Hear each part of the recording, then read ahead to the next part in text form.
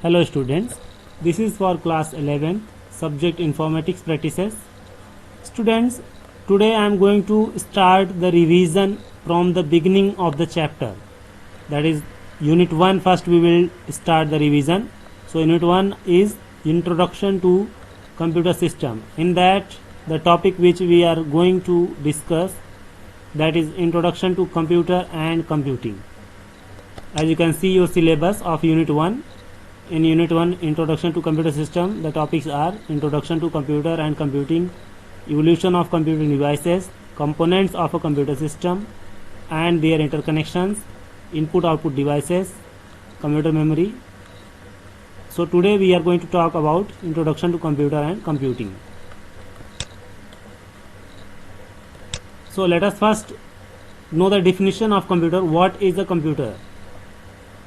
As you all know, very simple definition in class 5, 6, 7 or 8 you must have studied the definition of computer, that a computer is an electronic device that manipulates information or data. It has the ability to store, retrieve and process data. Means a computer is an electronic device which can store, retrieve, process data and produces the result. As here given, you may already know that you can use a computer to type documents, send email, play games and browse the web, even watch the movies, listen the songs. You can also use to edit or create spreadsheets, presentations and even videos. Means many different types of work, various types of works, versatile works can be done with the help of computer. There are several definitions of computer in different sentences. Like one of these definition here I have given. Another definition you can see, like a computer is a machine that can be instructed to carry out sequences of arithmetic or logical operations. This also you have to be careful. It means a computer is a machine, as all you know, and every machine needs instruction. It requires instruction to work upon. That's what here given, that it can be instructed. It is a machine that can be instructed to carry out sequences of arithmetic or logical operation automatically via computer programming. Modern computers have the ability to follow generalized sets of operations called programs, and these programs enable computers to perform an extremely wide range of tasks. So here given, a complete computer including the hardware, the operating system and peripheral equipment required and used for full operation can be referred to as a computer system.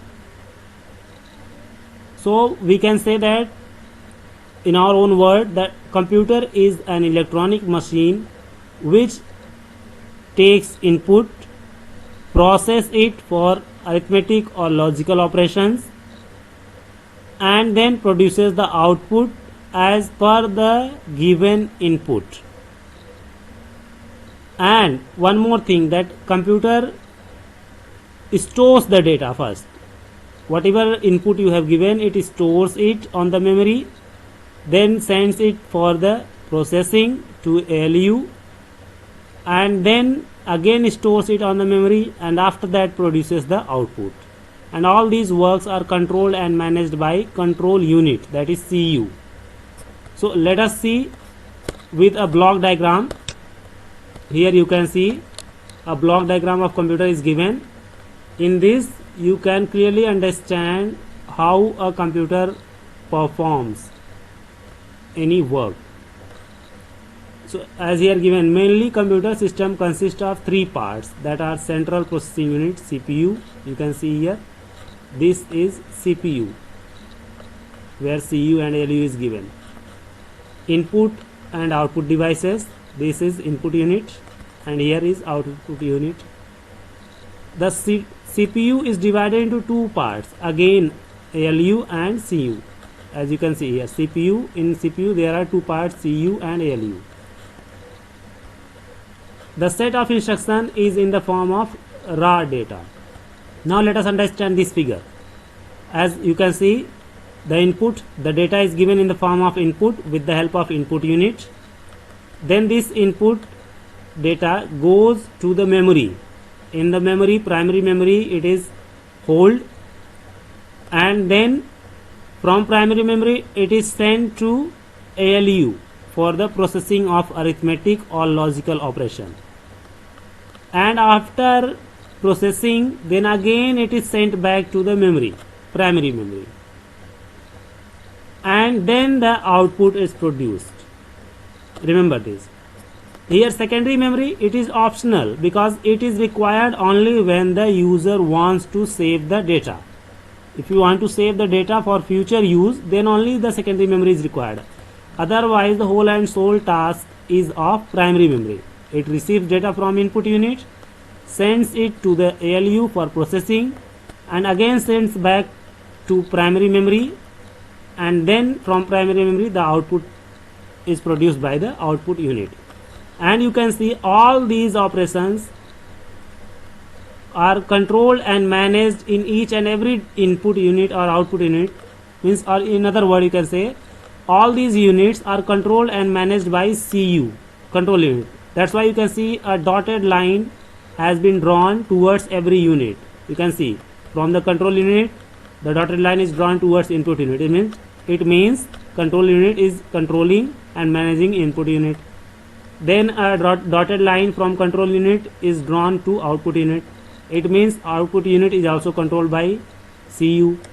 Then it is one dotted line is drawn to ALU. It means ALU is also controlled by CU. And then dotted line is drawn to memory. It means memory is also controlled by CU. So in surveillance, or you can say in the supervision of CU, all the operations take place. In the supervision of CU, the data is given to the input unit. From input unit, it comes to the primary storage, and from primary storage it goes to ALU, and then again from ALU, after the processing, it goes back to the primary memory, and then from primary memory it goes to output unit. This way our operation is performed in the supervision of control unit. Now I hope you have understood the functioning of a computer system. Further, you can see the same process is explained here. The data is entered through input devices such as the keyboard, mouse. This set of instruction is processed by the CPU after getting the input by the user, and then the computer system produces the output. The computer can show the output with the help of output devices to the users. The output devices such as monitor or printer, etc. Now you can see the main components of computer. That is CPU, which is the main, or you can say it is the whole and soul of computer. That is brain, also called brain of computer. Storage unit to store the data in the memory. ALU to process the data for arithmetic or logical operation. CU, it is the, you can say, main controller of whole and soul process. Every program or every data or processing is controlled and managed by control unit. Now one by one all the components are explained here, like CPU, central processing unit. So what is central processing unit? The computer system is nothing without the central processing unit. So it is also known as the brain or heat of computer. The CPU, it is not heat but heart, brain or heart of computer. The CPU is an electronic hardware device which can perform different types of operations such as arithmetic and logical operation. That's why CPU is divided into two parts, ALU and CU.